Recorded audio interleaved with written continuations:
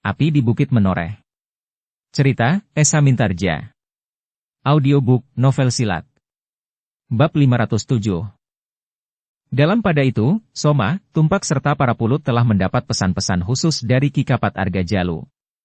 Jika mereka harus bertempur di jalan-jalan sempit, di halaman-halaman yang disekat-sekat oleh dinding dan pagar, serta di antara rumah-rumah penduduk, maka mereka harus berada di dalam kelompok-kelompok kecil. Jangan ada yang terpisah atau sengaja menyombongkan diri bergerak seorang diri. Kita tahu bahwa lawan kita adalah orang-orang yang sudah dipersiapkan dengan baik oleh Ki Gede. Bahkan di antara mereka terdapat para prajurit dari pasukan khusus. Nah, biasanya para prajurit tidak mengandalkan kemampuan mereka secara pribadi. Mereka terbiasa bertempur dalam gelar atau dalam kelompok-kelompok yang sudah mapan. Karena itu, kalian pun harus berada di dalam kelompok-kelompok. Karena itulah, maka para cantrik serta para pengawal dari Pudak Lawang telah mengikat dalam kelompok-kelompok mereka. Para pemimpin kelompok pun telah memerintahkan kepada mereka, agar mereka tidak terpecah dalam keadaan apapun. Ketika langit menjadi kemerah-merahan, maka Ki Kapat Argajalu pun telah memerintahkan untuk memukul bende sebagai isyarat bagi pasukannya untuk mempersiapkan diri sebaik-baiknya, sesuai dengan tatanan yang sudah direncanakan. Kenapa tidak dengan isyarat yang lain saja, bertanya Soma. Atau perintah lewat para pemimpin kelompok? Bende itu akan didengar pula oleh para pengawas dari Jati Anyar, yang mungkin berada di bulak itu. Tidak apa-apa. Kita memang akan datang ke Jati Anyar dengan menunjukkan dada kita. Kita tidak akan memasuki Jati Anyar seperti pencuri yang memasuki rumah korbannya, jawab Ki Kapat Argajalu. Soma tidak bertanya lagi. Sementara itu suara bende pun telah mengumandang di seluruh padukuhan. Sebenarnya lah dua orang pengawas dari Jati Anyar yang berada di sebuah gubuk di bulak yang memisahkan kedua padukuhan itu mendengar suara bende itu. Bahkan lamat-lamat dari Jati Anyar suara bende itu pun terdengar pula. Ketika Ki Lurah Agung Sedayu mengeterapkan Aji Sabta Pangrungu, maka suara bende itu menjadi jelas di telinganya. Nampaknya mereka benar-benar akan menyerang pagi ini, berkata Ki Lurah Agung Sedayu. Semuanya sudah siap, jawab Gelagah Putih. Keberadaan para prajurit di sini tidak mengendorkan keinginan Ki Kapat Argajalu untuk berperang. Mereka merasa terlalu kuat, Kakang. Ki Lurah mengangguk-angguk kecil. Dalam pada itu, untuk menanggapi serangan Ki Kapat Argajalu, maka para pemimpin Tanah Perdikan itu pun segera berkumpul. Ki Gede Menoreh sendiri yang memimpin pertemuan itu. Kita tidak mempunyai pilihan lain, berkata Ki Gede. Nampaknya Ki Kapat Argajalu benar-benar akan menyerang hari ini. Karena itu, kita harus mempersiapkan diri untuk mempertahankan padukuhan ini. Kita harus mengusir mereka keluar jika mereka berhasil memasuki padukuhan ini. Semua yang berkumpul mendengarkannya dengan sungguh-sungguh. Sementara itu Ki Gede pun berkata selanjutnya. Ki Lurah sudah mengatur pertahanan atas padukuhan ini sebaik-baiknya. Kita semuanya akan melaksanakannya. Kita memang meyakini bahwa Ki Kapat Argajalu adalah orang yang berilmu tinggi. Kita akan menyerahkannya kepada Ki Lurah. Kita tidak mau tergelincir sekedar untuk memenuhi gejolak perasaan kita. Tidak ada yang menyahut. Ki Jayaraga pun hanya berdiam diri saja, meskipun sebenarnya ada hasrat untuk dapat bertemu dengan orang yang bernama Kapat Argajalu itu.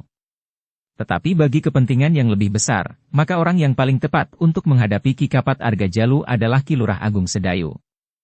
Dalam pada itu, Ki Lurah Agung Sedayu telah minta agar Ki Gede dan Ki Argajaya tetap berada di Banjar Padukuhan, untuk mengendalikan pertempuran di seluruh padukuhan itu.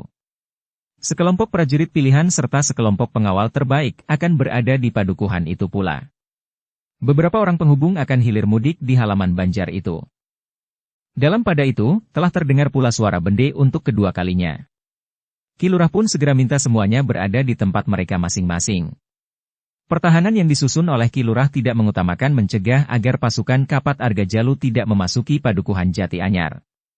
Namun pertahanan pasukan pengawal Tanah Perdikan serta para prajurit dari pasukan khusus akan tersebar di seluruh padukuhan.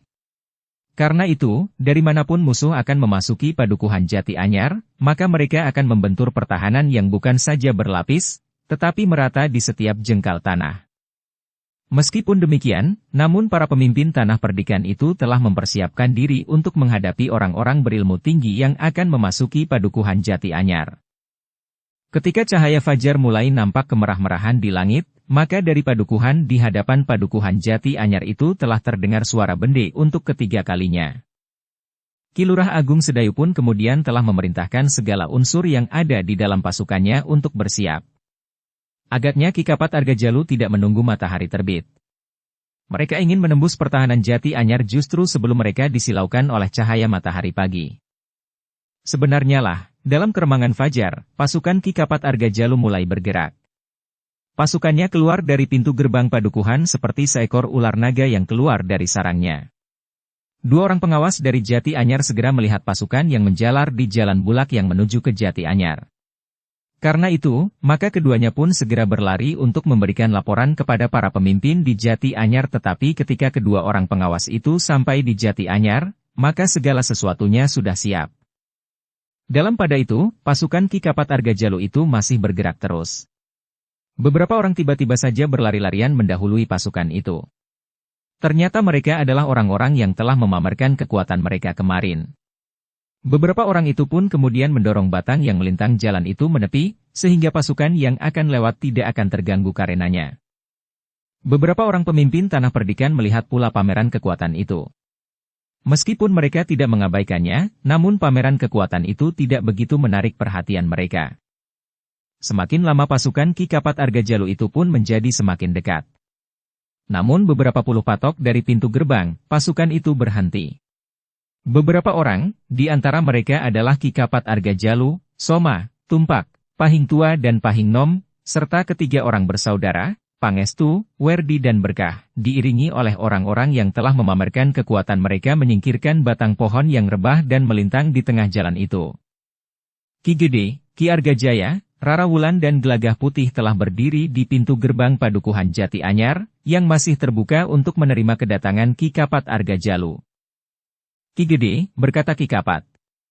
Kesempatan ini adalah kesempatan yang terakhir. Jika Ki Gede ingin menghindari pertumpahan darah, maka kami minta agar Ki Gede menyerahkan kekuasaan Tanah Perdikan Menoreh. Kami masih tetap berdiri pada niat kami semula. Kami minta Ki Gede menetapkan Prastawa sebagai pengganti Ki Gede memimpin Tanah Perdikan ini. Kakang Kapat Argajalu. Aku hormati kepedulian Kakang terhadap Tanah Perdikan ini. Tetapi agaknya Kakang terlalu dalam mencampuri urusan kami. Sayang, jalan yang Kakang tempuh keliru. Bahkan Prastawa sendiri menolak campur tangan Kakang. Karena itu, Kakang, selagi belum terlanjur, bawa pasukan Kakang kembali. Kemudian tinggalkan Tanah Perdikan ini. Biarlah kami menyelesaikan persoalan kami sendiri tanpa pertumpahan darah. Aku masih tetap ingin bertemu dan berbicara dengan Ki Demang. Kenapa Ki Demang tidak hadir di sini? Kami akan menyentuh hatinya dan menyadarkannya akan jalan sesat yang telah ditempuhnya. Persetan dengan Ki Demang di Pudak Lawang. Sekarang, aku ingin ketegasan Ki Gede. Ki Gede menyerahkan kekuasaan Ki Gede atau tidak? Pertanyaan itu sudah kau ketahui jawabnya. Wajah Ki Kapat Argajalu menjadi merah. Namun ia masih juga menjawab. Aku ingin mendengar jawaban dari mulut Ki Gede sendiri, agar aku menjadi pasti. Ki Gede menarik nafas panjang.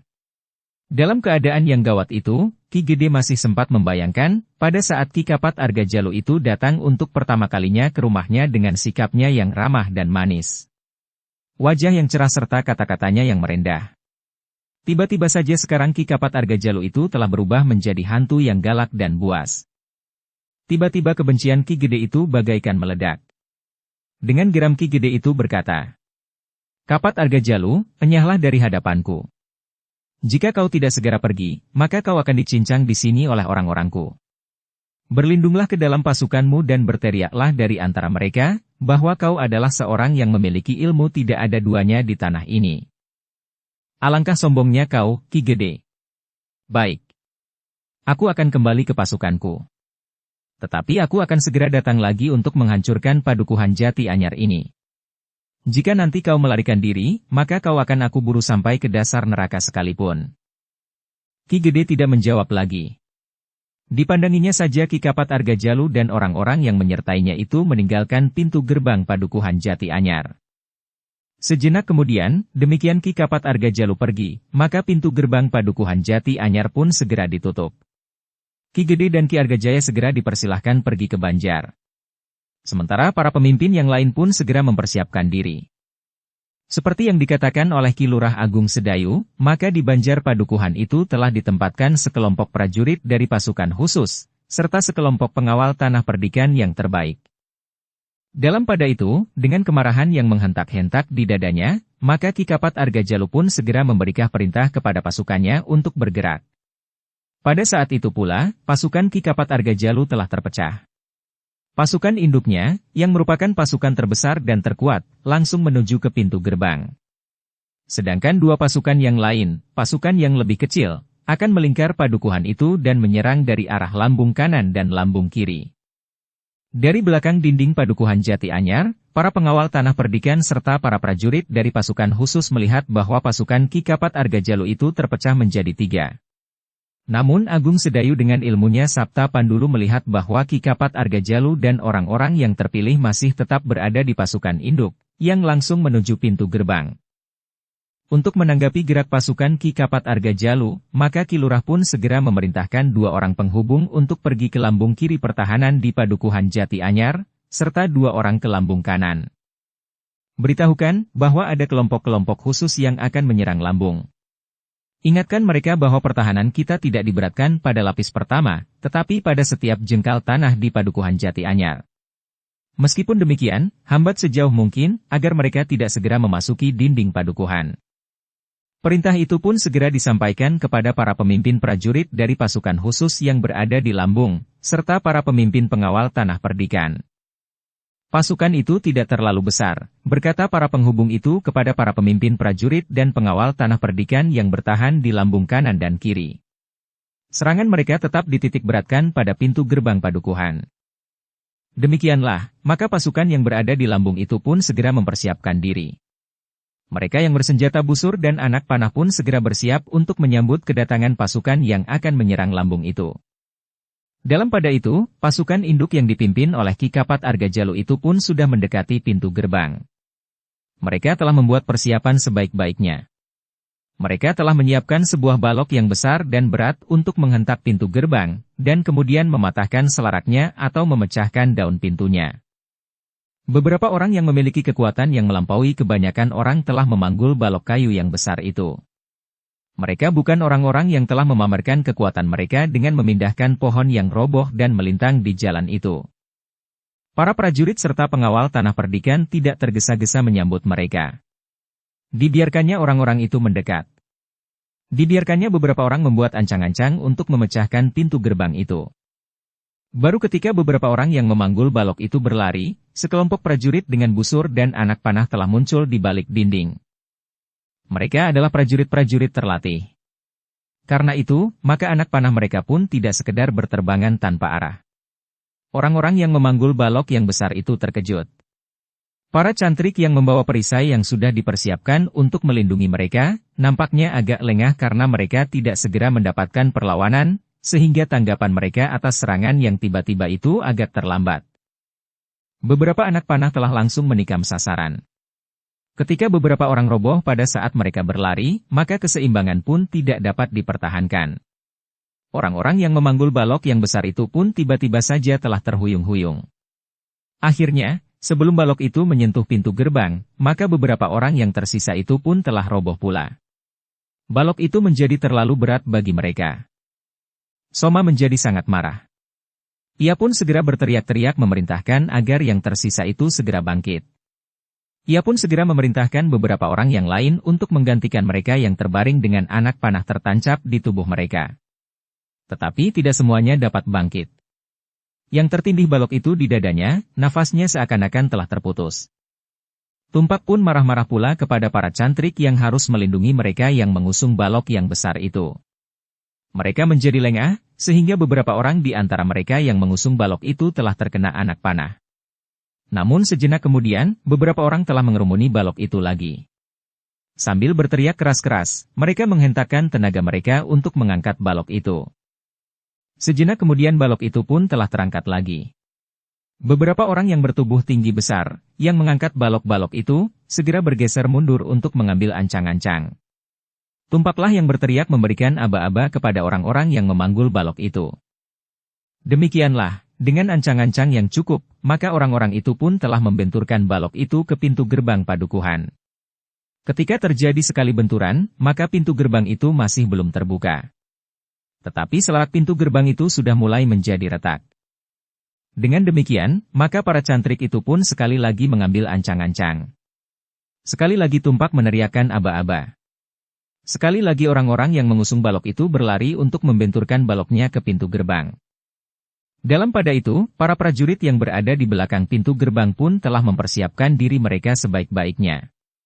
Mereka sadari sepenuhnya, jika terjadi benturan sekali lagi, maka selarak pintu itu akan patah dan pintu itu pun akan terbuka. Karena itu, maka mereka akan menyambut para cantrik yang akan memasuki pintu gerbang yang terbuka itu seperti banjir bandang. Namun ternyata para cantrik itu tidak hanya berusaha memasuki padukuhan Jati Anyar lewat pintu gerbang. Beberapa orang telah berusaha memanjat dinding dengan tangga-tangga bambu. Sementara itu, sekelompok di antara mereka telah menyerang lambung kiri pertahanan Jati Anyar, sedangkan sekelompok yang lain menyerang lambung kanan. Tetapi dengan tenangnya para prajurit dan pasukan Tanah Perdikan itu pun menunggu. Setiap orang yang berusaha memasuki padukuhan dengan memanjat dinding, akan menjadi sasaran anak panah para prajurit dan pengawal Tanah Perdikan itu. Demikian mereka muncul, maka anak panah pun segera terlepas dari busurnya. Bahkan kadang-kadang 2 atau 3 anak panah sekaligus. Sementara itu, mereka yang berhasil lolos dan meloncat memasuki padukuhan, maka ujung tombak pun telah menanti mereka. Ketika balok yang besar itu sekali lagi menghentak pintu gerbang padukuhan, maka seperti yang sudah diperhitungkan, maka selarak pintu itu pun patah. Para cantrik mengalir berdesakan memasuki padukuhan lewat pintu gerbang. Namun dengan demikian, mereka tidak banyak dapat berbuat ketika anak panah menghujani mereka. Mereka yang berperisai berusaha melindungi diri mereka dengan perisainya. Sambil memutar pedangnya mereka mendesak maju. Sementara itu Soma dan Tumpak berteriak-teriak memberi aba-aba kepada cantrik yang berada di belakang, yang mendesak maju tanpa perhitungan. "Jangan berdesakan," teriak Soma. "Beri kesempatan kawan-kawan kalian yang berada di depan memberi perlawanan." Teriakan-teriakan Soma dan Tumpak itu pun telah diulang oleh para pemimpin kelompok. Sementara itu, Ki Kapat Argajalu telah meletakkan orang-orangnya yang terpilih di paling depan. Mereka adalah orang-orang yang memiliki tubuh yang melebihi orang kebanyakan, serta mereka yang mempunyai kekuatan dan tenaga yang sangat besar. Namun mereka bukanlah orang-orang yang kebal, seperti dikatakan oleh Ki Lurah Agung Sedayu. Ujung tombak para prajurit dan para pengawal Tanah Perdikan mampu mengoyakkan perut mereka. Pertempuran segera berkobar di mana-mana. Para pengikut Ki Kapat yang telah berada di dalam padukuhan Jati Anyar itu pun segera berlari-lari memencar. Mereka berusaha menerobos pertahanan lapis pertama. Sementara itu, kawan-kawan mereka yang menyerang dari lambung pun sudah semakin banyak yang berhasil memasuki padukuhan, meskipun mereka harus memberikan pengorbanan yang besar. Tetapi perhitungan para cantrik itu ternyata tidak sepenuhnya tepat. Setelah mereka berhasil menerobos pertahanan di lapis pertama, mereka mengira akan dapat lebih bebas memasuki padukuhan dan menduduki Banjar dan rumah Ki Bekel Jati Anyar. Tetapi ternyata yang terjadi adalah lain sekali. Meskipun mereka sudah berhasil menerobos pertahanan di lapis pertama, namun ketika mereka berlari-larian di jalan utama, maka demikian mereka sampai di tikungan. Sekelompok prajurit dan pengawal Tanah Perdikan muncul dari balik dinding halaman, di tikungan tepat di hadapan mereka. Para cantrik itu terkejut. Tetapi mereka tidak dapat bergerak lebih cepat dari anak panah yang meluncur dari busurnya. Beberapa orang pun terguling di tanah. Yang lain sempat mempergunakan senjata untuk menangkis anak panah yang datang menghujani mereka. Pemimpin sekelompok cantrik itu pun segera berteriak memberikan aba-aba. Mereka justru harus dengan cepat menyerang orang-orang yang berada di belakang dinding halaman itu. Namun demikian mereka meloncat berlari, maka dari sebelah menyebelah jalan berloncatan para pengawal Tanah Perdikan yang sudah siap dengan senjata di tangan. Para cantrik itu berteriak marah. Mereka pun segera menghentakkan kemampuan mereka melawan para pengawal Tanah Perdikan serta beberapa orang prajurit dari pasukan khusus, yang berada di Jati Anyar. Namun benturan yang mengejutkan para cantrik itu ternyata sangat menguntungkan bagi para pengawal Tanah Perdikan serta para prajurit. Di sisi lain, Ketika sekelompok pengawal tanah perdikan dari Kademangan Pudak Lawang berusaha untuk menyusup lebih dalam lagi, mereka telah berada di antara sekelompok pengawal tanah perdikan di Jati Anyar yang berada di pepohonan, siap meluncurkan anak panah. Namun pemimpin kelompok yang duduk di sebuah dahan yang besar yang menyilang di atas jalan itu tertegun. Ia ternyata tidak mampu membuka mulutnya untuk meneriakkan aba-aba. Ia tidak sampai hati untuk melontarkan anak panah mereka kepada anak-anak muda tanah perdikan itu sendiri. Para prajurit dari pasukan khusus yang berada di antara mereka menunggu perintah itu. Tetapi perintah itu tidak kunjung terdengar. Namun para prajurit itu tidak membiarkan mereka menerobos pertahanan itu langsung menuju ke Banjar.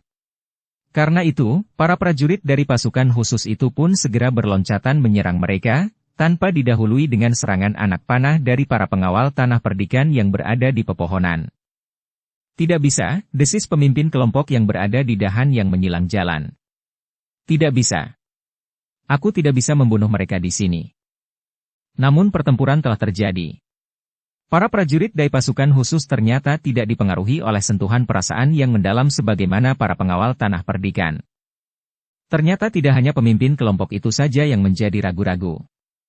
Tetapi kawan-kawannya pun menjadi ragu-ragu pula. Namun dengan demikian, anak-anak muda Pudak Lawang itu harus bertempur melawan para prajurit dari pasukan khusus.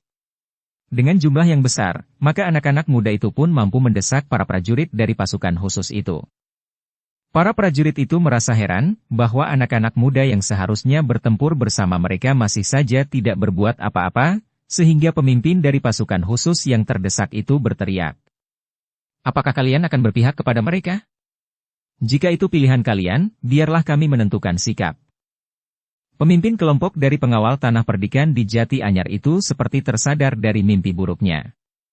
Ia melihat 1-2 orang prajurit telah terluka.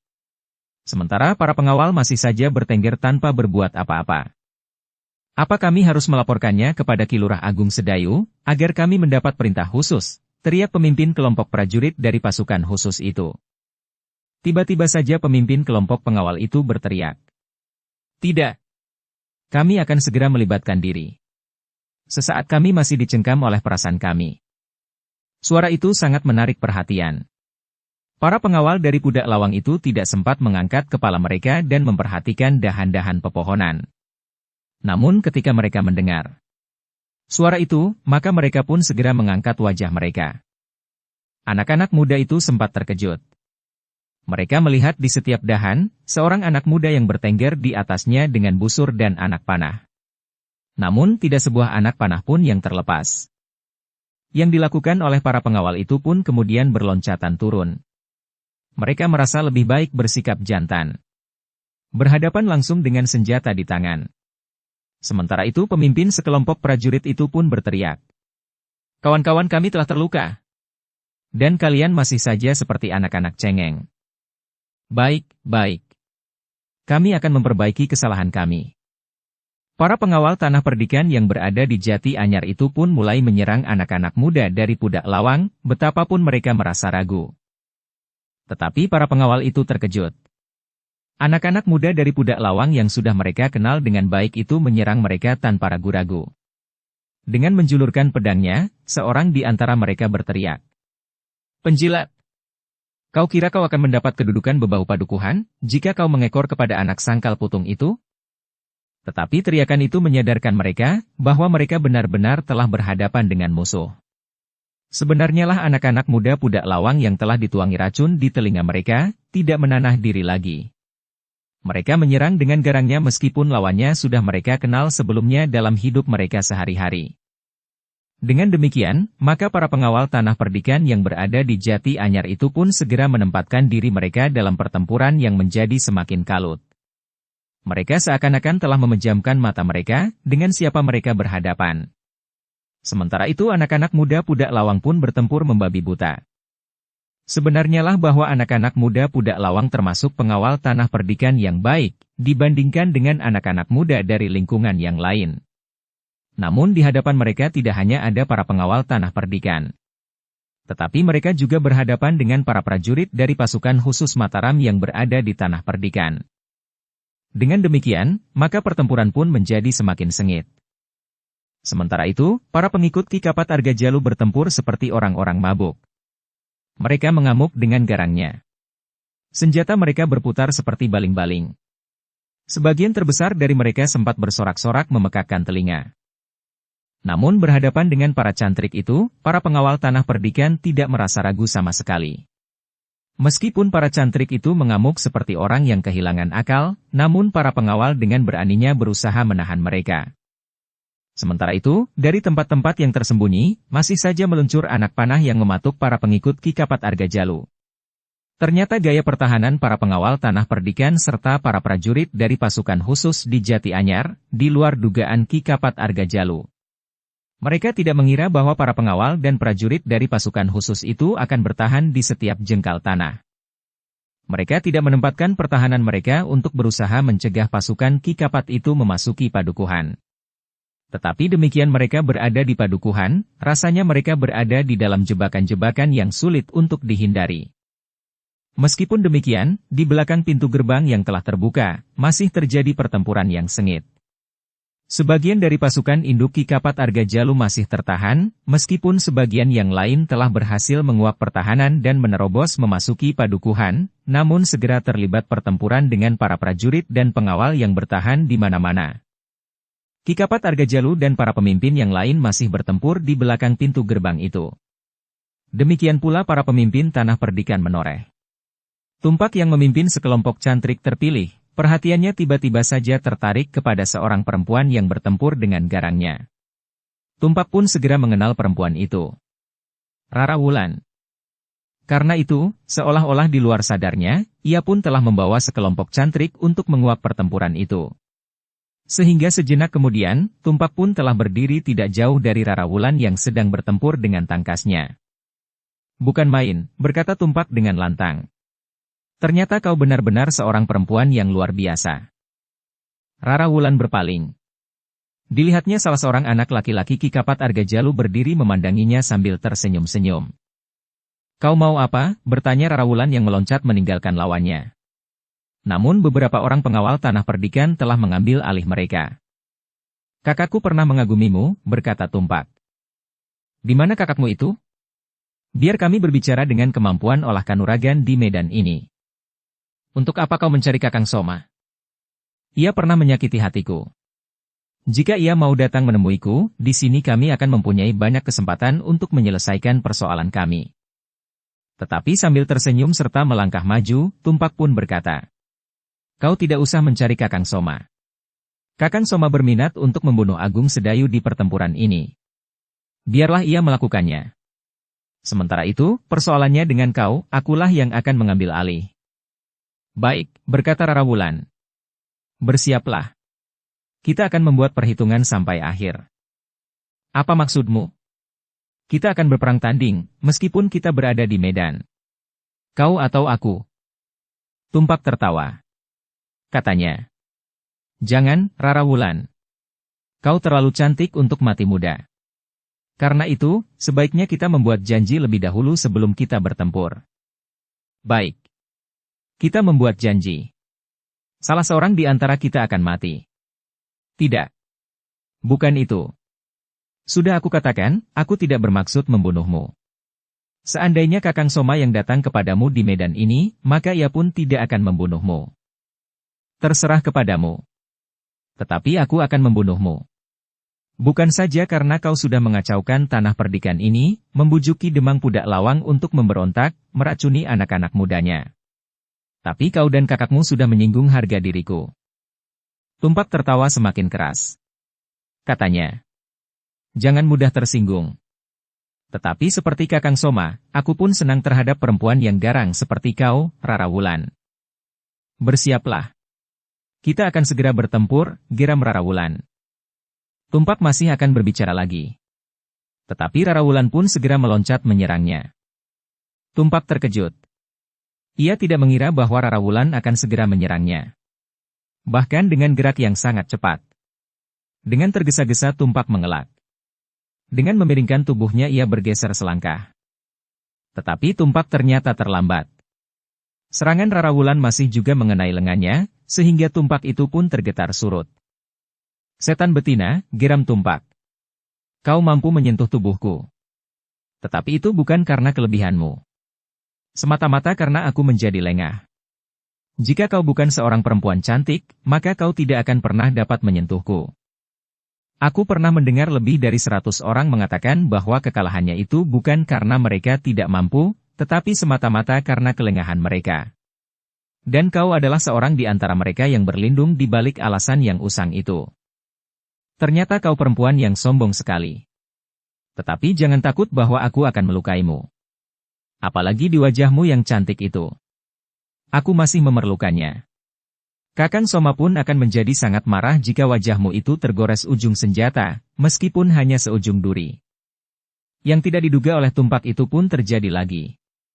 Rara Wulan tidak hanya menyerang Tumpak dengan tangannya, namun tiba-tiba Rara Wulan itu seakan-akan telah meluncur seperti lembing. Kedua kakinya terjulur lurus menyamping, langsung menghantam dada Tumpak yang masih akan berbicara lagi. Tumpak itu benar-benar terlempar beberapa langkah surut. Ia tidak mampu mempertahankan keseimbangannya. Karena itu, maka Tumpak itu pun telah terbanting jatuh terlentang. Hampir saja kepalanya terinjak oleh anak-anak muda yang terlibat dalam pertempuran sengit. Namun Tumpak itu pun segera meloncat bangkit sambil berteriak nyaring. Perempuan iblis! Kau membuat kesabaranku sampai ke batas. Jangan hanya berbicara saja, Tumpak. Kita berada di medan perang. Jika kau masih berbicara saja, maka aku akan menyumbat mulutmu dengan tumitku.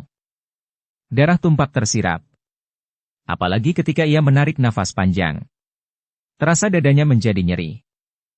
Aku tidak boleh membiarkannya merasa dirinya lebih baik dari aku, berkata Tumpak dalam hatinya. Karena itu, maka Tumpak benar-benar bersiap. Ia tidak dapat lagi meremehkan lawannya, meskipun ia seorang perempuan. Tumpak pun bergeser selangkah maju. Sementara itu, Rara Wulan pun telah bersiap menyerangnya pula. Sejenak kemudian keduanya telah terlibat dalam pertempuran yang sengit. Ternyata Tumpak harus menghadapi kenyataan bahwa perempuan cantik itu adalah seorang perempuan yang berilmu tinggi sekali. Meskipun ia pernah mendengar bahwa Rara Wulan itu berilmu tinggi, tetapi ia tidak menyangka bahwa tatarannya adalah setinggi yang dihadapinya sekarang. Dengan demikian maka Tumpak pun harus meningkatkan ilmunya semakin lama semakin tinggi. Namun ilmu Rara Wulan pun meningkat semakin tinggi pula. Karena itulah, maka Tumpak pun kemudian tidak dapat lagi meremehkan lawannya itu. Pertempuran di antara keduanya pun menjadi semakin sengit. Keduanya saling menyerang dengan garangnya. Tumpak yang merasa dirinya seorang yang berilmu sangat tinggi, yang sudah bermimpi untuk mempermainkan lawannya yang cantik itu, ternyata yang terjadi adalah justru sebuah mimpi yang buruk. Dalam pada itu, pertempuran di belakang pintu gerbang itu pun merambat semakin meluas.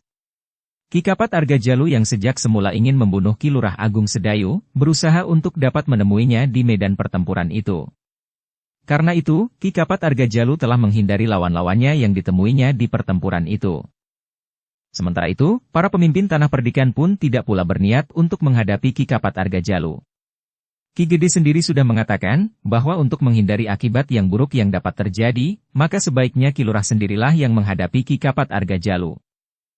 Karena itulah, maka Ki Lurah Agung Sedayu sejak awal telah bersiap untuk menghadapi Ki Kapat Argajalu, yang sudah sering memamerkan kelebihannya kepada orang-orang Tanah Perdikan.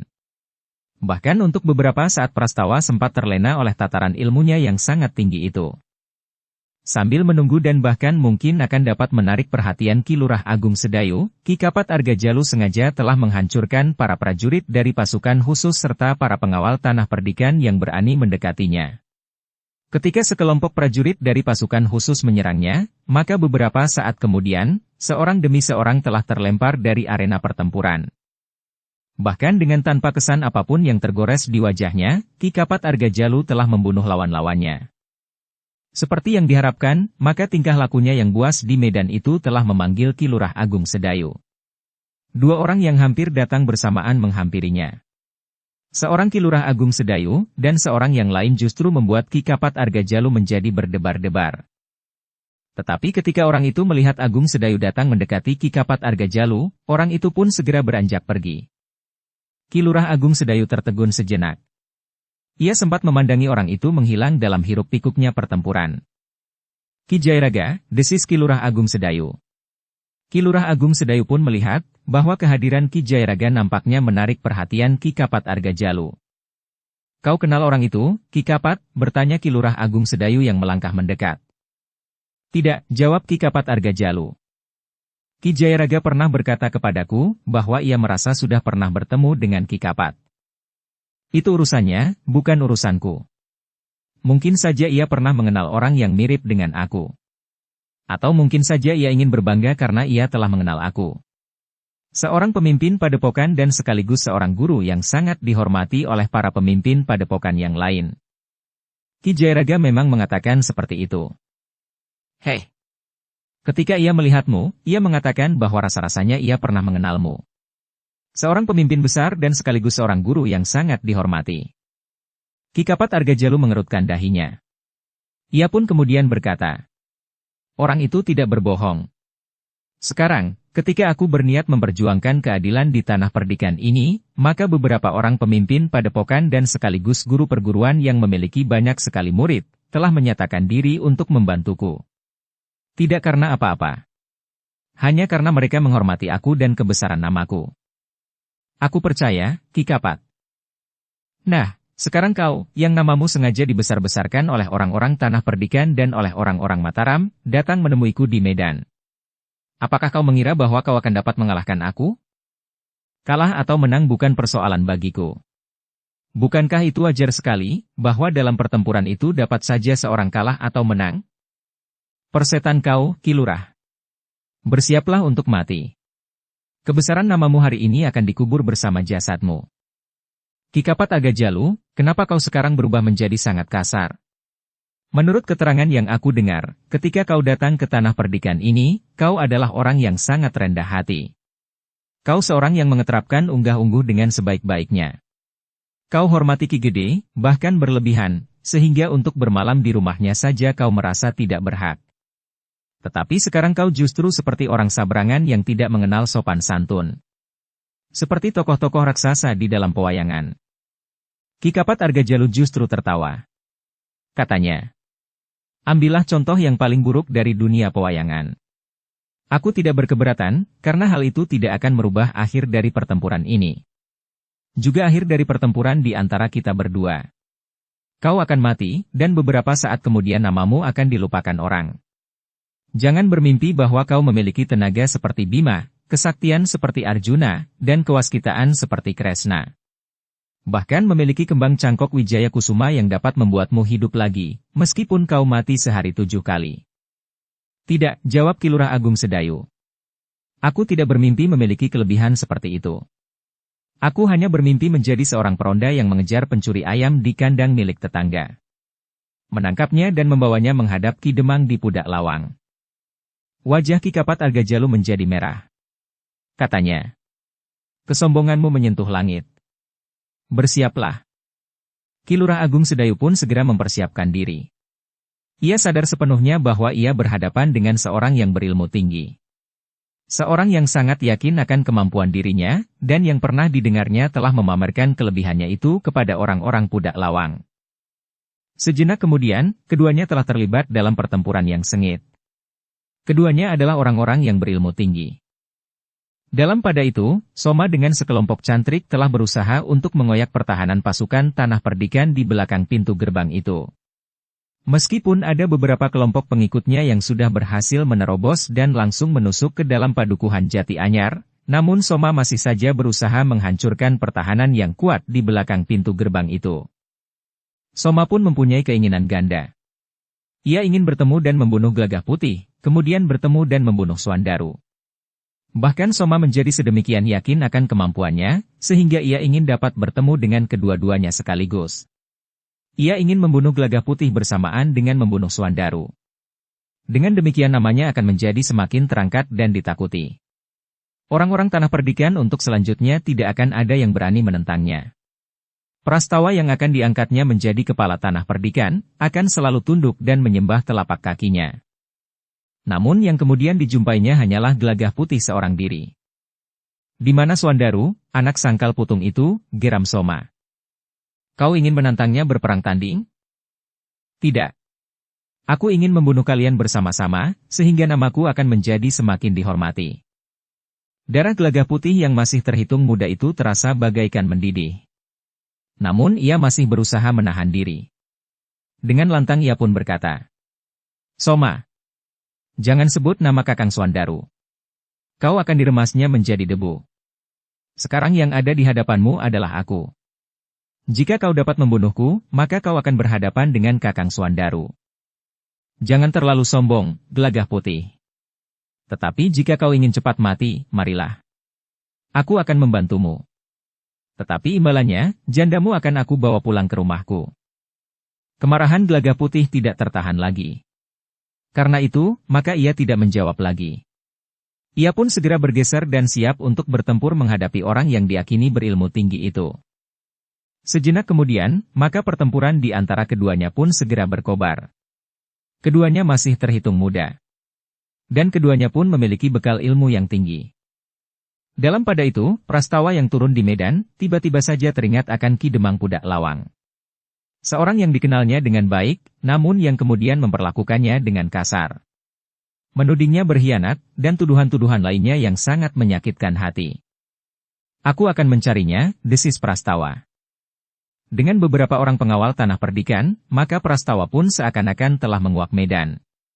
Ketika ia melihat Ki Demang Pudak Lawang, maka ia pun segera mendekatinya di bawah perlindungan beberapa orang pengawal. Kita bertemu lagi, Ki Demang, sapa Prastawa. Bagus. Demang Pudak Lawang itu hampir berteriak. Aku memang berharap dapat bertemu dengan kau, Prastawa. Malam itu kau melarikan diri dengan cara yang sangat licik. Sesuai dengan hatimu yang rapuh, maka kau sama sekali tidak mempunyai harga diri lagi. Meskipun demikian, setelah kami menghancurkan pasukan tanah perdikan, maka kau akan diangkat menjadi kepala tanah perdikan. Tetapi bebanmu akan menjadi sangat berat, Prastawa. Karena kau harus memanggul kami di atas pundakmu. Kau akan menjadi kuda beban yang harus menurut ke arah mana kendalimu ditarik. Kau tidak lagi dapat menentukan kehendakmu sendiri. Kau bukan lagi orang merdeka.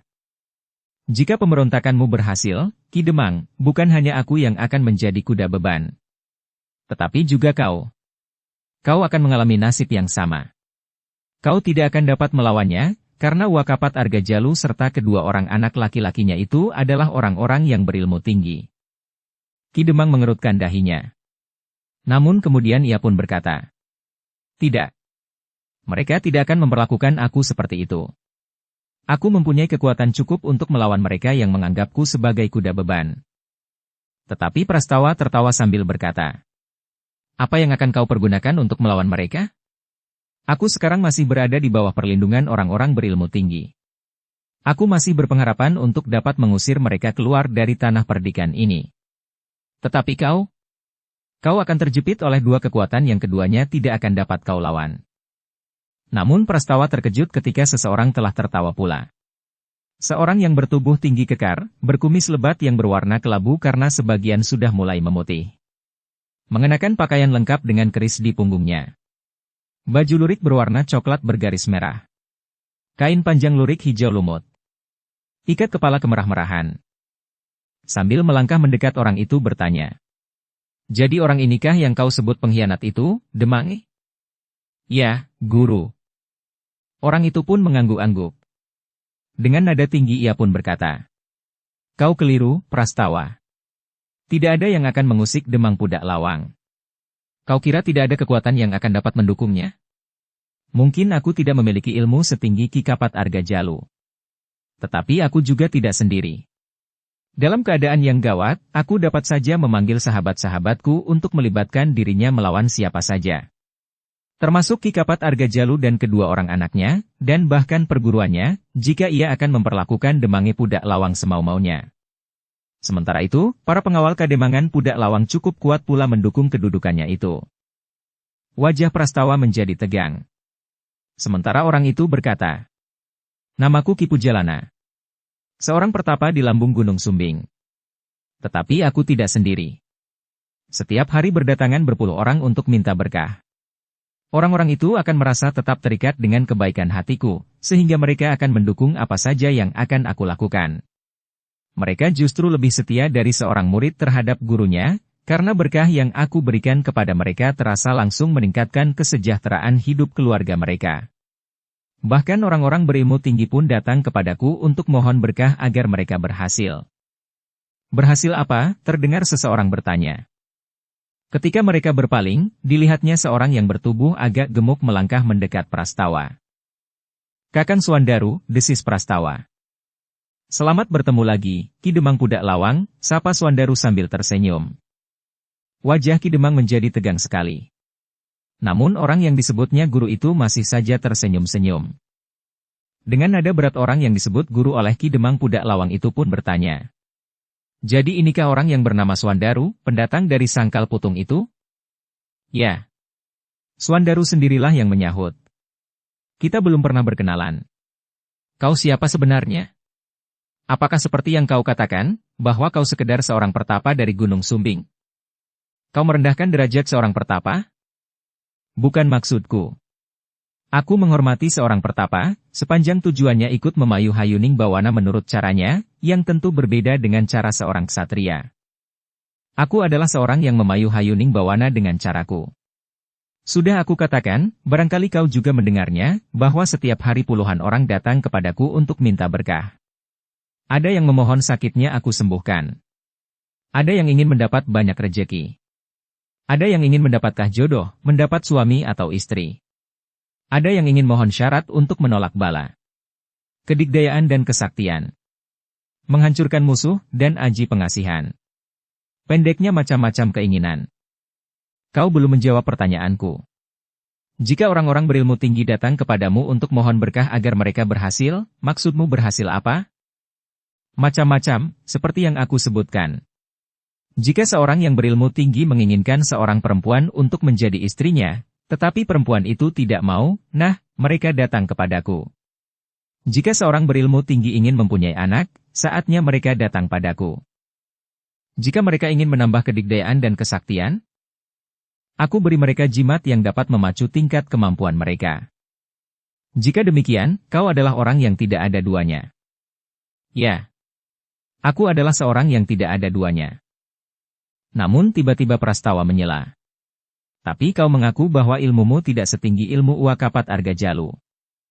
Wajah orang itu menegang. Sementara itu sambil tertawa Swandaru berkata, "Ki Pujalana. Bukankah jika aku tidak salah dengar, namamu Pujalana?" "Ya." "Baiklah, Ki Pujalana. Jika kau memang dapat memberi berkah, aku ingin mohon berkah kepadamu." "Berkah apa?" "Supaya aku dapat mengalahkanmu di pertempuran ini. Biarlah Adi Prastawa berurusan dengan Ki Demang Pudak Lawang. Kita akan membuat perhitungan sendiri." "Bagus." Ki Pujalana itu menyingsingkan kain panjangnya. "Swandaru. Aku akan membunuhmu. Kau tidak akan dapat menjadi penghalang lagi." "Penghalang apa?" "Prastawa itu akan menjadi kepala tanah perdikan. Tetapi hatinya harus dibekukan lebih dahulu. Ia tidak lebih dari golek yang tidak berjiwa. Muridku Demang Pudak Lawanglah yang sebenarnya akan memerintah tanah perdikan ini. Jangan takut bahwa kau akan dilupakan orang. Demangnya Pudak Lawang akan membuat nisan di kuburmu dengan batu pualam terbaik. Membuat cungkup dari kayu jati bersirap perunggu." Ki Pujalana itu pun kemudian tertawa berkepanjangan. Tetapi orang itu terkejut ketika Swandaru pun justru tertawa. Ia mengharap Swandaru itu akan menjadi marah dan penalarannya menjadi kabur. Tetapi orang yang agak gemuk itu justru ikut tertawa. "Kenapa kau tertawa?" Tiba-tiba saja Ki Pujalana itu membentak. "Kau juga tertawa?" sahut Swandaru. "Aku mentertawakan kegagalanmu dan keberhasilan muridku. Aku mentertawakan gurauanmu. Aku tidak bergurau. Jika begitu, kau bermimpi, justru di saat di sekitarmu terjadi pertempuran. Setan kau, Swandaru. Bersiaplah untuk mati. Aku sudah bersiap untuk bertempur sejak aku mendekatimu." "Demange," geram Ki Pujalana itu kemudian. "Tangkap Prastawa hidup-hidup. Biarlah wadaknya menjadi kepala tanah perdikan. Kita akan membunuh penalaran, akal dan budinya kelak perlahan-lahan. Jangan takut kepada Kapat Argajalu. Jika ia ingkar, aku dan sahabat-sahabatku akan membereskannya." Swandaru tidak merasa perlu menjawab. Ia pun segera mempersiapkan diri menghadapi segala kemungkinan. Sejenak kemudian, maka keduanya telah terlibat dalam pertempuran. Semakin lama menjadi semakin sengit. Sedangkan Prastawa pun telah berhadapan dengan Ki Demang Pudak Lawang. Dengan demikian, maka pertempuran di belakang pintu gerbang itu pun menjadi semakin seru. Sementara itu beberapa kelompok pengikut Ki Kapat Argajalu sudah menerobos masuk semakin dalam di Padukuhan Jati Anyar. Bukan saja mereka yang memasuki padukuhan itu dari pintu gerbang yang pecah itu, tetapi juga mereka yang menyerang dari lambung kanan dan kiri. Lewat seorang penghubung, Suandaru telah minta agar Pandan Wangi pergi saja ke Banjar untuk melindungi Ki Gede dan Ki Argajaya. Ternyata Pandan Wangi telah mengajak Sekar Mirah untuk pergi ke Banjar. Sebelum meninggalkan Medan, Sekar Mirah sempat menemui Ki Jayaraga yang bertempur di antara para pengawal Tanah Perdikan. Ki Jayaraga, aku dan Bokayu Pandan Wangi akan pergi ke Banjar. Tolong bayangi Rara Wulan. Ki Jayaraga yang kemudian memisahkan diri dari sekelompok prajurit itu menjawab. Baik, Nyi. Meskipun Sekar Mirah dan Ki Jayaraga meyakini bahwa Rara Wulan yang masih terhitung muda itu sudah memiliki ilmu yang tinggi, tetapi kemudaannya kadang-kadang membuatnya tergesa-gesa mengambil sikap. Sementara itu, Empu Isanata dan anak perempuannya telah terlibat pula dalam pertempuran yang sengit. Namun dengan tidak disadarinya, anak perempuan Empu Isanata itu bertempur tidak terlalu jauh dari Rara Wulan. Ki Jayaraga yang juga berada di lingkaran pertempuran tidak jauh dari Rara Wulan, sempat berbicara dengan Empu Isanata. Nyi Lurah berada di Banjar bersama Pandan Wangi, untuk melindungi Ki Gede dan Ki Argajaya. Nyi Lurah berpesan kepadaku untuk membayangi Rara Wulan yang bertempur melawan Tumpak, salah seorang yang mengaku anak Ki Kapat Argajalu. Seorang yang diyakini mempunyai ilmu yang sangat tinggi. Tetapi Rara Wulan cukup meyakinkan. Ya. Setelah ia menguasai aji pacar Wutah Pusparinonce. Namun dalam pada itu, keduanya sempat melihat 3 orang yang berilmu tinggi, bertempur tidak terlalu jauh dari Tumpak. Tetapi agaknya mereka tidak akan melibatkan diri. Dari luar arena pertempuran itu seorang dari ketiganya berkata, Kakang Soma minta aku dan kedua orang saudaraku berada di sini. Kakang Soma yakin akan dirinya? Ya. Kakang Soma sudah siap membunuh Gelagah Putih dan membawa jandanya pulang. Gila kau, teriak Rara Wulan. Aku akan membunuhmu nanti. Tumpak sempat meloncat mengambil jarak. Sambil tertawa, ia pun berkata, jika Kakang Soma bertempur melawan Gelagah Putih, biarlah ia membawa Gelagah Putih. Jika aku yang berhasil menangkap perempuan ini, maka biarlah aku yang membawanya. Gurauan itu sangat menyinggung perasaan Rara Wulan. Karena itu, maka Rara Wulan pun telah meningkatkan serangannya. Tumpak memang agak terkejut. Tetapi ia justru merasa senang dapat mengganggu perasaan Rara Wulan. Ia yakin bahwa gejolak perasaannya itu akan dapat mempengaruhi tatanan geraknya. Karena itu maka Tumpak itu pun berkata lebih lanjut. Pangestu, katakan kepada Kakang Soma, bahwa aku akan membawa perempuan ini pulang. Kakang Soma jangan merasa iri akan keberhasilanku. Rara Wulan tidak dapat menahan kemarahannya. Karena itu, maka tiba-tiba saja ia telah melenting dengan kecepatan yang semakin tinggi. Demikian tiba-tiba dan bahkan di luar dugaan Tumpak, kaki Rara Wulan itu telah menyentuh bahunya. Tumpak terdorong beberapa langkah surut. Namun Rara Wulan tidak membiarkannya. Sekali lagi ia meloncat sambil berputar. Kakinya terayun dengan derasnya. Tumpak benar-benar terpelanting jatuh ketika kaki Rara Wulan menyambar keningnya. Namun Rara Wulan terhalang ketika ia siap memburu lawannya. Pangestu tiba-tiba saja telah menyerangnya. Rara Wulan masih sempat menghindarinya. Bahkan kemudian telah menyerangnya pula.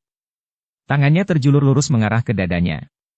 Ketika Pangestu bergeser ke samping, maka Rara Wulan pun menggeliat. Tiba-tiba saja kakinya menyambar lambung. Pangestu mengaduh tertahan. Ia terdorong beberapa langkah surut. Tetapi Rara Wulan tidak sempat menyerangnya lagi, karena Tumpak telah bangkit dan bergeser beberapa langkah mendekatinya. Wajah Tumpak menjadi merah padam. Giginya gemeretak, sedangkan jantungnya serasa telah membara. Serangan Rara Wulan yang datang beruntun itu telah mempermalukannya di hadapan Pangestu, dan bahkan mungkin ada orang lain pula yang sempat menyaksikannya. Mungkin Werdi dan mungkin pula Berkah, atau malahan kedua-duanya. Pangestu, geram Tumpak. Tinggalkan perempuan itu. Biarlah aku menyelesaikannya. Aku akan mengikatnya dan menyeretnya sepanjang jalan. Perempuan itu akan menjadi pengewan-ewan dan dipermalukan di hadapan banyak orang. Banyak cara untuk mempermalukan perempuan. Bahkan menghinakannya di tempat terbuka. Pangestu yang sudah bersiap pula, bergeser mundur. Sementara itu, Rara Wulan telah bersiap sepenuhnya. Ia tahu bahwa Tumpak menjadi sangat marah. Tetapi ia pun sangat marah pula karena menjadi bahan gurauan itu. Bersiaplah, perempuan binal.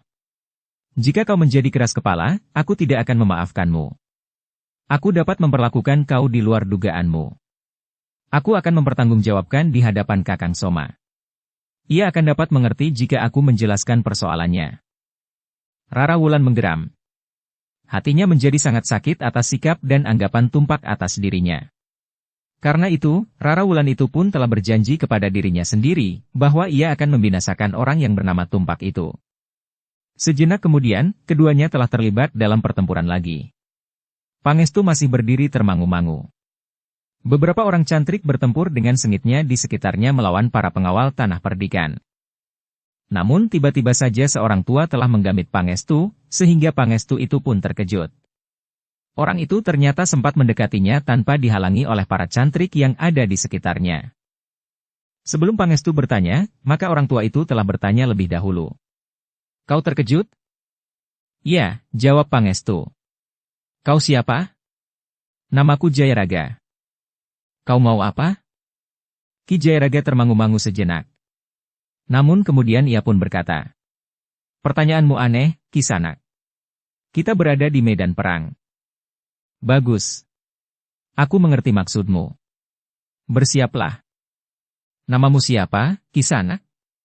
Aku sudah menyebutkan namaku. Namaku Pangestu. Pangestu? Nama yang baik. Tetapi kenapa kau berada di pihak pemberontak? Pemberontak itu menurut pengertianmu karena kau seorang penjilat.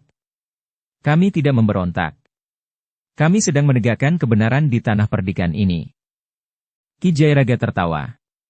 Katanya. Kau aneh. Tetapi itu bukan salahmu. Kalian sudah diracuni oleh Ki Kapat Argajalu sehingga penglihatan kalian sudah menjadi kabur. Jangan mengigau, kakek tua. Menyingkirlah dari medan. Nikmati umurmu yang tinggal sedikit itu.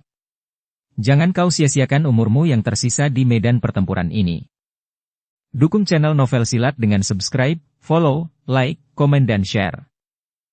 Aku sudah tua. Aku memang akan menjadi semakin akrab dengan maut. Kaulah yang masih muda. Minggirlah. Tinggalkan keluarga Kapat Argajalu. Kau tentu akan mendapatkan jalan kehidupan yang lebih baik. Pangestu memandang Ki Jayaraga dengan tajamnya. Kemudian ia pun menggeram. Baiklah, kakek tua. Jika kau tidak mau mendengarkan nasihatku, bersiaplah. Aku akan membunuhmu. Jangan menyesali nasibmu, karena kita berada di medan perang. Ki Jayaraga bergeser mundur. Katanya. Baik. Lawanlah aku. Jangan ganggu Tumpak bertempur melawan Rara Wulan. Aku memang tidak akan mengganggunya. Tetapi kau sudah mencampurinya. Tetapi kemudian tidak lagi. Ki Jayaraga pun kemudian segera bersiap. Sementara itu Pangestu pun segera meloncat menyerang dengan garangnya. Namun dengan bergeser selangkah sambil memiringkan tubuhnya, Ki Jayaraga telah terhindar dari serangan itu. Bahkan ketika Pangestu dengan cepat berputar sambil mengayunkan kakinya, maka kaki Pangestu telah membentur telapak kaki Ki Jayaraga. Hampir saja Pangestu kehilangan keseimbangannya. Untunglah Ki Jayaraga tidak memburunya. Agaknya Ki Jayaraga sengaja membiarkan Pangestu memperbaiki keadaannya sehingga ia mampu berdiri tegak kembali. Namun dengan demikian jantung Pangestu menjadi panas. Ditingkatkannya ilmunya semakin tinggi. Namun Ki Jayaraga telah meningkatkan ilmunya pula. Bukan saja sekedar mengimbangi, tetapi dalam waktu yang pendek, Pangestu telah mengalami kesulitan. Serangan-serangannya tidak pernah menyentuh sasaran. Namun beberapa kali orang tua itu telah mampu mengenainya. Pangestu itu pun mengumpat kasar. Namun umpatan-umpatannya itu tidak menolongnya. Ketika tangan Ki Jayaraga terjulur lurus mengenai dadanya, maka Pangestu bukan saja terdorong surut, tetapi Pangestu justru telah jatuh terpelanting. Ketika Pangestu bangkit, maka terdengar isyarat terlontar dari mulutnya. Ki Jayaraga termangu-mangu sejenak. Namun tiba-tiba saja dua orang telah berdiri di sebelah-menyebelah Pangestu. "Siapakah kalian?" bertanya Ki Jayaraga yang bergeser selangkah surut. "Kami 3 orang bersaudara," jawab Pangestu. "Adikku bernama Werdi dan Berkah. Nama-nama yang baik. Nama-nama yang mengandung harapan dari orang tua kalian ketika mereka memberi kalian nama. Tetapi apa yang kalian dapatkan kemudian? Tentu tidak sejalan dengan beban orang tua kalian. Persetan dengan nama-nama kami. Kami bukan orang-orang cengeng yang meratapi nama-nama kami. Bersiaplah, kakek tua. Kami akan melumatkanmu." "Bagus," sahut Ki Jayaraga. "Kalian akan bertempur bertiga. Aku sama sekali tidak berkeberatan. Kalian akan kami lumatkan di sini, Kek," desis Werdi. "Jangan sesali saat-saat yang paling buruk dalam hidupmu. Kau akan mati di tangan kami. Ketahuilah, bahwa kami bukan orang-orang yang baik hati, yang melimpahkan belas kasihan kepada orang yang ketakutan di saat menjelang kematiannya. Kami akan merasa sangat puas jika kami sempat melihat kau menjadi sangat ketakutan di saat-saat matimu," sambung Berkah. "Tetapi dengan berkah yang kau limpahkan, aku akan tetap hidup. Aku tidak akan mengalami ketakutan sama sekali." "Orang tua gila. Kau jangan mencoba meluluhkan hati kami dengan gurauanmu yang kasar itu," sahut Werdi. "Dengan mempermainkan nama kami, maka kau akan menjadi semakin sengsara di saat-saat terakhirmu. Aku tidak mempermainkan nama siapa-siapa. Aku justru menghormati nama kalian yang diberikan oleh orang tua kalian. Kalian sendirilah yang telah mempermainkan nama kalian." Ketiga orang bersaudara itu pun menjadi sangat marah. Dengan serta-merta, mereka pun segera menyerang bersama-sama. Pertempuran antara Ki Jayaraga melawan 3 orang bersaudara itu pun menjadi semakin sengit. Ketiga-tiganya adalah orang berilmu tinggi. Mereka menyerang susul-menyusul seperti ombak di lautan yang membentur batu karang di tebing. Namun Ki Jayaraga adalah batu karang itu. Meskipun ombak datang beruntun menghantam tanpa henti, tetapi Ki Jayaraga sama sekali tidak bergeser dari tempatnya. Ki Jayaraga memang harus berloncatan mengimbangi gerak ketiga orang lawannya. Tetapi bukan karena terdesak. Sementara itu pertempuran berlangsung di mana-mana. Ketika 2 orang yang mendampingi Ki Kapat Argajalu berkeliaran di dekat arena pertempuran antara Ki Kapat Argajalu melawan Ki Lurah Agung Sedayu, seseorang telah menghentikan mereka. "Jangan ganggu keduanya," berkata orang itu. Kedua orang itu termangu-mangu sejenak. Dengan lantang seorang di antara mereka bertanya, "Kau siapa?" Orang memanggilku Isanata. "Empu Isanata." "Oh, jadi kau seorang empu?" "Menurut pengertianku, seorang empu adalah seorang yang memiliki keterampilan dan pengetahuan yang tinggi tentang sesuatu hal. Apakah kau seorang empu pembuat keris? Atau seorang empu yang memiliki pengetahuan tentang ilmu-ilmu yang lain?" "Bukan. Aku tidak tahu apa-apa. Aku sendiri tidak tahu kenapa orang memanggilku empu." "Baiklah jika kau ingin merendah. Tetapi keberadaanmu di medan ini akan sangat kau sesali." "Kenapa?" "Kau tentu belum mengenal kami, sehingga kau berani menghadapi kami berdua." "Kalian siapa?" "Namaku Pahing Tua. Ini adikku, Pahing Nom." "Kalian tentu saudara kembar." "Ya. Kami memang saudara kembar. Karena itu, kami mampu bekerja sama dengan baik. Seolah-olah kami berdua mempunyai satu otak, yang dapat mengatur segala kegiatan tubuh kami berdua. Siapapun kalian, aku akan tetap memperingatkan agar kalian tidak mengganggu Ki Kapat Argajalu dengan Ki Lurah Agung Sedayu. Kami memang tidak akan mengganggu. Apalagi sekarang. Kami sudah mendapat mainan sendiri." "Maksudmu?" "Kau tentu ingin menjajaki ilmu kami berdua. Kami sama sekali tidak berkeberatan." "Terima kasih. Aku memang sedang mencari kawan bermain yang memadai. Dari tadi aku berputar-putar. Yang ada hanyalah kelinci-kelinci. Nah, sekarang aku bertemu dengan 2 ekor kucing yang agaknya cukup garang." Pahing Tua dengan serta-merta memotong. "Jangan terlalu sombong, Wisanata. Jika kau tidak dapat mengendalikan kata-katamu, aku akan memotong lidahmu." Empu Wisanata tertawa. Katanya, "Maaf. Aku terbiasa berbicara sekenanya. Jika itu menyinggung perasaanmu, baiklah. Aku tidak akan mengulanginya lagi. Sekarang kau tinggal memilih. Menyingkir dari hadapan kami, atau mati di pertempuran ini. Aku tidak memilih keduanya. Aku memilih bertempur melawan kalian, meskipun aku harus bertempur melawan 2 orang. Kau memang sombong. Baiklah, bersiaplah. Aku akan menghancurkan kesombonganmu. Empu Isanata tidak menjawab lagi. Ia pun kemudian bergeser surut, mencari celah-celah di medan pertempuran itu. Pahing Tua dan Pahing Nom pun segera mengambil jarak. Keduanya akan menghadapi Empu Isanata dari arah yang berbeda. Sejenak kemudian, kedua orang saudara kembar itu pun mulai meloncat menyerang. Pahing Tua menyerang ke arah dada, sementara Pahing Enom menyerang lambung. Tetapi Empu Isanata mampu menghindar, sehingga serangan keduanya sama sekali tidak menyentuhnya. Namun dengan demikian, maka keduanya pun segera terlibat dalam pertempuran yang sengit. Pada mulanya, Pahing Tua dan Pahing Nom menganggap bahwa lawannya tidak akan terlalu sulit untuk dilumpuhkan. Namun semakin lama ternyata Empu Isanata yang tua itu seakan-akan menjadi semakin tangkas. Ia mampu bergerak semakin cepat, sehingga Pahing Tua dan Pahing Nom harus segera menyesuaikan dirinya. Mereka pun harus meningkatkan kemampuan mereka, agar mereka tidak terdesak oleh ketangkasan Empu Isanata. Dalam pada itu, Pandan Wangi dan Sekar Mirah telah berada di halaman Banjar. Keduanya bersama para prajurit dan para pengawal tanah perdikan yang bertugas di Banjar telah bersiap menghadapi segala kemungkinan. Mereka sadar bahwa kelompok-kelompok para cantrik dan pengawal dari Pudak Lawang telah menyusup ke dalam padukuhan. Mereka dapat saja tiba-tiba muncul di tikungan di sebelah Banjar itu. Ki Gede sendiri serta Ki Argajaya masih duduk di pinggiran Banjar. Namun kedua-duanya telah menggenggam tombak pendek di tangan mereka. Meskipun mereka sudah tua, tetapi mereka tidak akan membiarkan seseorang menusuk jantung mereka tanpa perlawanan sama sekali. Pertempuran menjadi semakin sengit di mana-mana. Anak-anak muda Pudak Lawang benar-benar telah diracuni oleh Ki Kapat Argajalu, sehingga mereka tidak mengekang diri lagi. Mereka bertempur dengan mengerahkan segenap kemampuan mereka bersama dengan para murid Ki Kapat Argajalu. Sementara itu, Kayun yang merasa dirinya pemimpin pasukan pengawal tanah perdikan itu telah bertempur dengan garangnya. Ia ingin menunjukkan kepada para pengawal yang lain, bahkan kepada para cantrik dari perguruan yang dipimpin oleh Ki Kapat Argajalu, bahwa ia adalah seorang yang memiliki ilmu yang tinggi.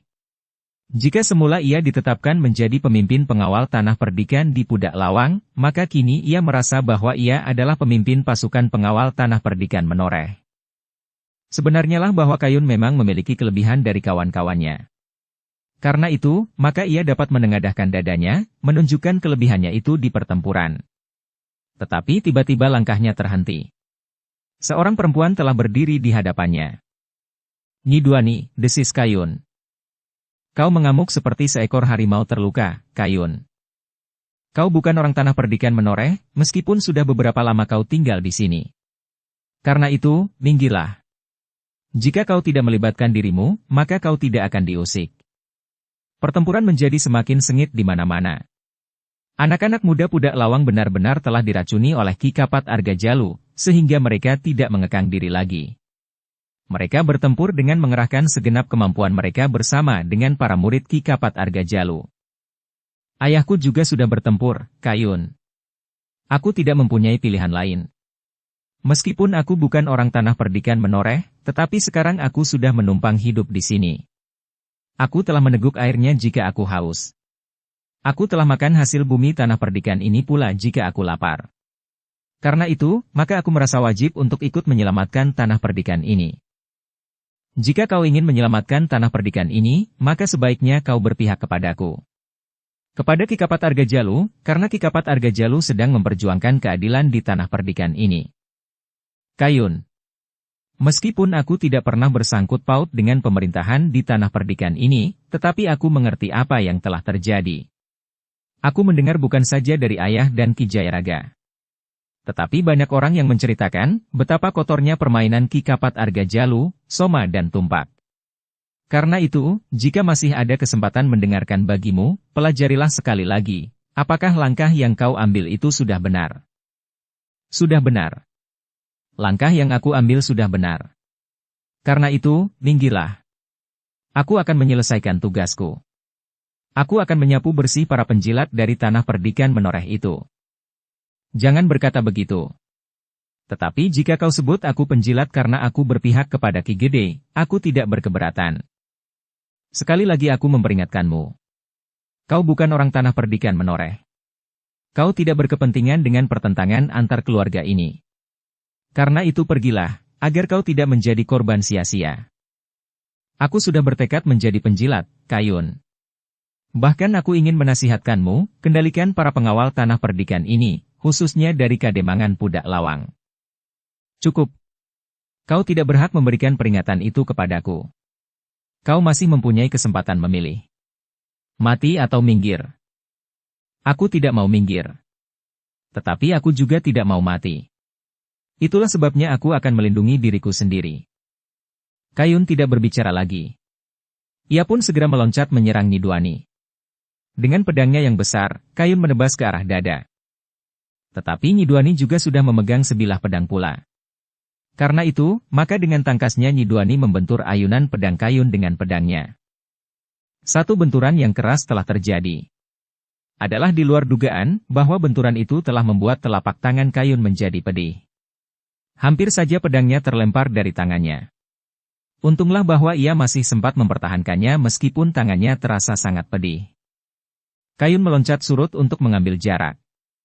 Sementara itu, Nidwani tidak memburunya. Sambil berdiri tegak, Nidwani itu pun berkata, Kayun, pikirkan masak-masak. Apakah kita akan bertempur, atau kau akan mencoba mengendalikan kawan-kawanmu? Persetan. Aku akan terpaksa membunuhmu.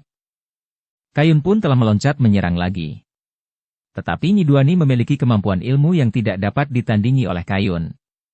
Karena itu, dalam beberapa saat saja Kayun telah terdesak. Segores luka telah menyilang di lengannya, sehingga bajunya yang koyak menjadi basah oleh darah. Kayun pun kemudian tidak dapat mengingkari kenyataan bahwa Nidwani memiliki ilmu yang lebih tinggi dari ilmunya. Karena itu, maka ia pun segera memberikan isyarat memanggil seorang kawan untuk bertempur bersamanya. Yang datang adalah seorang murid Ki Kapat Argajalu yang memang bertugas mendampinginya. Ketika Kayun memberi isyarat bahwa ia menghadapi lawan yang sulit diatasi, maka murid Kapat Argajalu itu pun datang mendekatinya. Lawanmu seorang perempuan, bertanya murid Ki Kapat Argajalu. Ya. Perempuan iblis. Kau minta aku membantumu? Ya. Murid Ki Kapat Argajalu itu tertawa berkepanjangan. Katanya. Minggirlah, Kayun anak-anak Pudak Lawang memang tidak dapat diandalkan. Mereka merasa dirinya berilmu tinggi. Tetapi pada saatnya ia berada di medan, maka akan nampak betapa lemahnya mereka. Jangan terlalu sombong, geram Kayun. Kau belum mencoba kemampuan perempuan ini. Nah, sekarang carilah lawan yang lain. Biarlah aku menyelesaikan perempuan ini. Sebelum Kayun menjawab, murid Ki Kapat Argajalu itu sudah melangkah mendekati Nidwani sambil berkata, Jangan terlalu berbesar hati kau dapat mengalahkan anak itu. Ia bukan saudara seperguruanku. Kayun adalah pengawal tanah perdikan ini. Aku mengenalnya meskipun tidak akrab. Oh, tetapi kau belum mengenal aku. Kau siapa? Namaku Ketapang. Aku lahir di bawah pohon ketapang, karena sebatang pohon ketapang raksasa tumbuh lekat di dinding rumahku. Kau akan mengambil alih tempat Kayun, bertanya Nidwani. Kau mulai merasa cemas karenanya? Tidak. Justru karena kau bukan orang tanah perdikan ini, maka aku akan merasa lebih bebas untuk berbuat apa saja terhadapmu. Apa yang dapat kau lakukan? Kita berada di medan. Kau tahu, apa yang dapat kita lakukan di medan pertempuran? Baik. Baik, bersiaplah. Ternyata kau seorang yang baik hati. Kau sempat memberi peringatan kepada lawanmu untuk bersiap. Ketapang mengerutkan dahinya. Perempuan itu sama sekali tidak nampak menjadi gentar menghadapinya. Bahkan Ketapang itu harus bergeser surut ketika Nidwani itu mulai meloncat menyerangnya. Sejenak kemudian, maka Nidwani itu pun sudah terlibat dalam pertempuran melawan Ketapang. Sementara Kayun masih berdiri termangu-mangu. Ia ingin melihat, apakah Ketapang itu benar-benar akan dapat mengalahkan perempuan yang bernama Dwani itu. Demikian keduanya terlibat dalam pertempuran, maka Ketapang pun segera menyadari bahwa Nyi Duani memang seorang perempuan yang berilmu tinggi. Meskipun Kayun telah menempatkan diri berseberangan dengan Nyi Duani, namun rasa-rasanya Nyi Duani masih ingin membantunya, menunjukkan kepada Ketapang bahwa dugaannya tentang para pengawal Tanah Perdikan itu salah. Para pengawal Tanah Perdikan tidak lebih buruk dari para cantrik Ki Kapat Argajalu, kecuali orang-orang pilihan. Bahkan para pengawal Tanah Perdikan juga tidak lebih buruk dari orang yang bernama Ketapang itu. Karena itu, maka Nyi Duani pun dengan cepat meningkatkan ilmunya. Serangan-serangannya datang seperti badai melanda pepohonan di lereng pegunungan.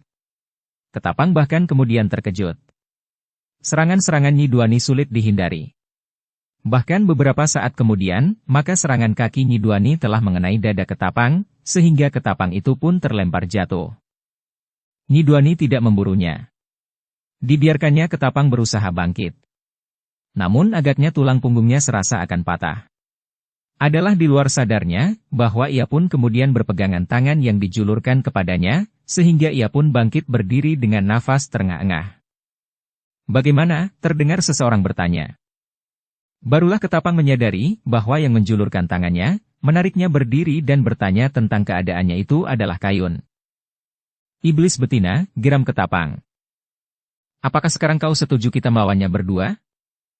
Sebelum Ketapang menjawab, terdengar Nyi Duani tertawa. Katanya, nah, apa bedanya murid-murid Ki Kapat Argajalu dengan para pengawal Tanah Perdikan, meskipun Kayun termasuk pengawal yang memberontak? Aku tidak memberontak, sahut Kayun.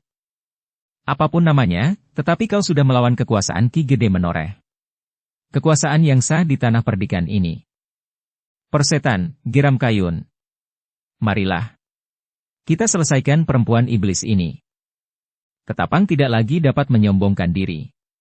Ternyata ia juga tidak mampu mengalahkan seorang perempuan yang berdiri di pihak Ki Gede Menoreh itu. Dengan demikian, maka Nyi Duani kemudian harus menghadapi dua orang lawan. Seorang pemimpin pengawal Tanah Perdikan di Pudak Lawang yang telah memberontak, dan yang seorang mengaku sebagai seorang cantrik dari Ki Kapat Argajalu. Namun dengan bekal ilmu yang dimiliki, Nyi Duani sama sekali tidak menjadi gentar menghadapi keduanya. Karena itu, maka sejenak kemudian Nyi Duani pun telah berloncatan bertempur melawan dua orang musuhnya. Sementara itu, para cantrik dan para pengawal Tanah Perdikan di Pudak Lawang yang telah berada di bawah pengaruh Ki Kapat Argajalu yang berhasil menyusup di antara para pengawal dan prajurit telah mendekati Banjar Padukuhan.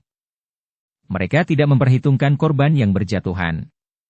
Agaknya para murid Ki Kapat Argajalu adalah orang-orang yang sudah ditempa untuk melakukan segala perintah gurunya tanpa ragu-ragu.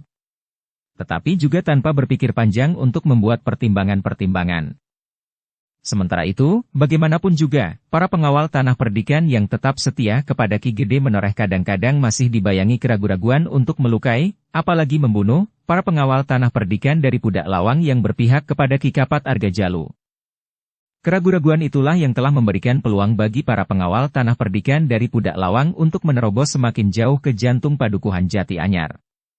Sementara itu para murid Ki Kapat Argajalu mengikut saja di belakang mereka.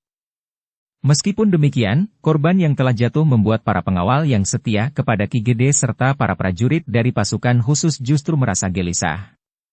Rasa-rasanya mereka telah membunuh atau melukai anak-anak muda Pudak Lawang serta para murid Ki Kapat Argajalu itu terlalu banyak. Namun mereka masih saja mengalir tanpa terbendung. Tetapi para pengawal Tanah Perdikan dan para prajurit dari pasukan khusus itu tentu tidak dapat membiarkan saja mereka bergerak langsung ke Banjar, meskipun mereka tahu bahwa di Banjar telah disiapkan pasukan yang justru terpilih. Dengan demikian, maka pertempuran telah terjadi di mana-mana. Para cantrik serta para pengawal dari Pudak Lawang yang memasuki Padukuhan Jati Anyar dari arah samping, sudah menjadi semakin dekat dengan Banjar Padukuhan. Mereka menjadi gila, berkata seorang pengawal yang setia kepada Ki Gede. Ya. Tetapi kita tidak dapat membiarkan mereka pergi ke Banjar. Aku sudah tidak tahan lagi, berkata yang lain. Aku telah membunuh dan melukai beberapa orang. Aku telah mematahkan busurku. Aku juga akan melemparkan pedangku. Aku tidak mau bertempur lagi. Itu tidak mungkin, pemimpin kelompoknya yang mendengar langsung menyahut. Jika kau tidak mau bertempur, setidak-tidaknya melindungi dirimu sendiri, maka kau akan mati. Tetapi aku sudah tidak dapat membunuh lagi. Aku hargai sikapmu. Tetapi kau tidak perlu membinasakan dirimu sendiri. Pengawal itu merenungi kata-kata pemimpin kelompoknya. Ia memang tidak perlu membinasakan dirinya sendiri. Memang telah terjadi di mana-mana di padukuhan itu, bahwa para pengawal yang setia kepada Ki Gede Menoreh, yang menunggu lawan mereka di tikungan-tikungan dengan busur dan anak panah, tidak segera melepaskan anak panah mereka pada kesempatan terbaik. Jika wajah-wajah yang bergerak di depan mereka adalah wajah-wajah yang pernah dikenal dan bahkan pernah berlatih bersama, dan ada di antara mereka yang pernah bermain bersama sejak masa remajanya, maka anak panah itu rasa-rasanya telah terkait dengan jari-jarinya, sehingga tidak sempat meluncur pada saat yang tepat. Yang terjadi kemudian, justru para pengawal dari Pudak Lawang itulah yang menyergap mereka, disertai para pengikut Ki Kapat Argajalu. Sebenarnya lah bahwa pasukan pengawal Pudak Lawang serta para murid Ki Kapat Argajalu telah berhasil menyusup sampai ke halaman di depan Banjar. Para pengawal dari Pudak Lawang ternyata mampu mencari jalan menerobos kebun dan halaman, di sela-sela rumpun bambu dan gerumbul-gerumbul tanaman perdu dan empon-empon, langsung menuju ke Banjar. Tetapi demikian mereka turun ke jalan dari halaman di depan Banjar, mereka langsung dihadapi oleh pasukan yang berada di Banjar. Baik para pengawal tanah perdikan maupun para prajurit dari pasukan khusus, tidak mempunyai pertimbangan terlalu panjang.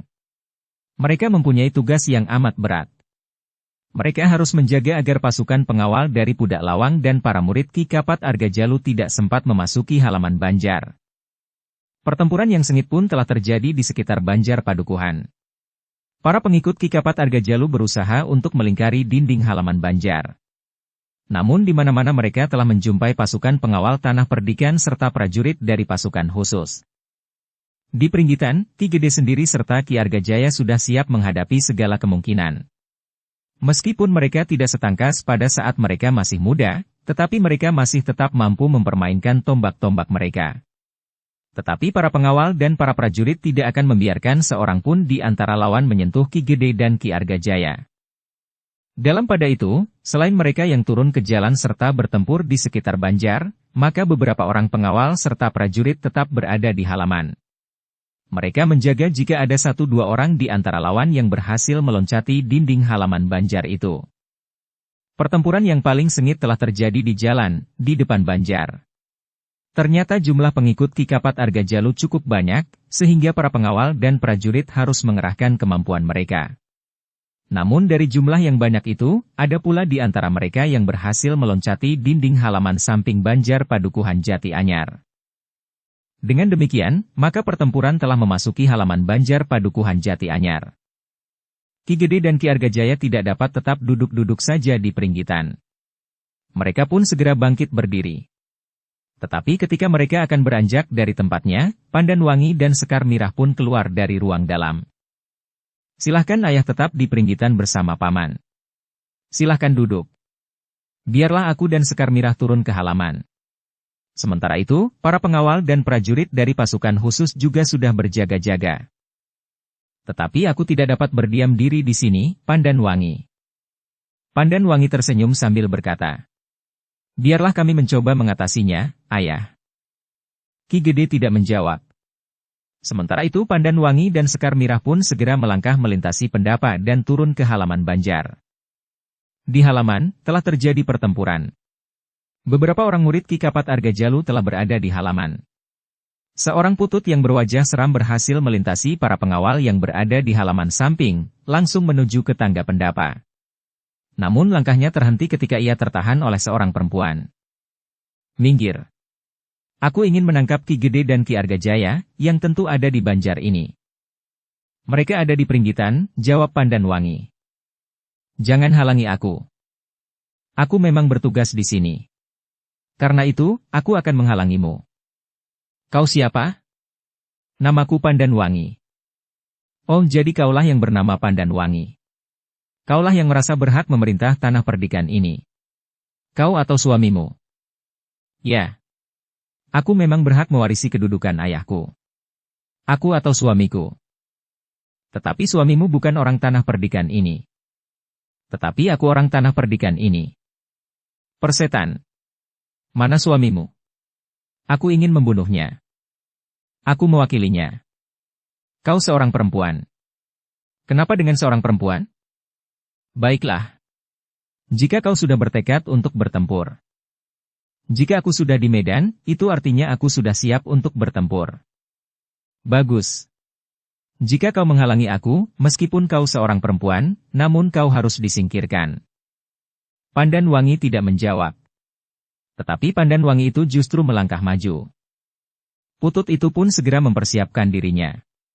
Tiba-tiba saja ia telah meloncat menyerang Pandan Wangi dengan kakinya. Tetapi Pandan Wangi sudah mempersiapkan diri sebaik-baiknya karena itu, maka dengan tangkasnya ia pun telah mengelak dari serangan itu. Bahkan ia masih sempat bertanya. Siapakah namamu, Kisanak?